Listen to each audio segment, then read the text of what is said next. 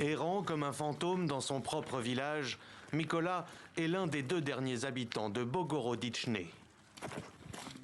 Une localité prise entre 2 feux depuis le printemps. Il y a quelques jours à peine, face à l'offensive de l'armée ukrainienne, les Russes ont quitté les lieux. Les Russes sont venus ici et ont voulu utiliser la maison de mon frère. Mais il leur a dit de retourner en Russie, d'arrêter de nous donner des ordres ici. Alors ils ont reculé et ont commencé à tout détruire au mortier. Le frère de Mykola et sa femme n'y survivront pas. Je ne les ai pas enterrés trop profondément parce qu'il y aura peut-être une exhumation. Leur fils va venir et peut-être que nous les enterrerons à nouveau au cimetière. Dans ce village de l'oblast de Donetsk, quand les soldats de Moscou sont arrivés au printemps, beaucoup d'habitants ont fui vers la Russie. Mykola, lui, a refusé.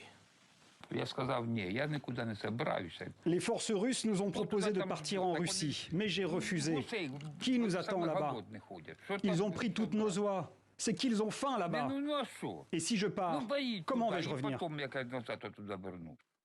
Mis à part pour se ravitailler en eau et voler ses 2 grenades à des soldats ivres, dit-il, le quinquagénaire a passé ses 2 derniers mois dans ce sous-sol. S'y cache encore sa mère, Nina, 92 ans, trop âgée et trop malade pour quitter le village. Je pleure tous les jours. Mon fils est parti. Il a été tué. Traumatisée par la perte de son autre fils, Nina l'est aussi par les bombardements. Malgré leur repli, les Russes n'en ont visiblement pas fini avec Bogorodichne. Les soldats ukrainiens qui ont repris le village sont encore marqués par la puissance de feu déployée. La guerre est entrée dans une nouvelle phase. Une phase où les combats se font avec des drones et l'artillerie. Depuis, pas une seule fois je n'ai utilisé mon fusil.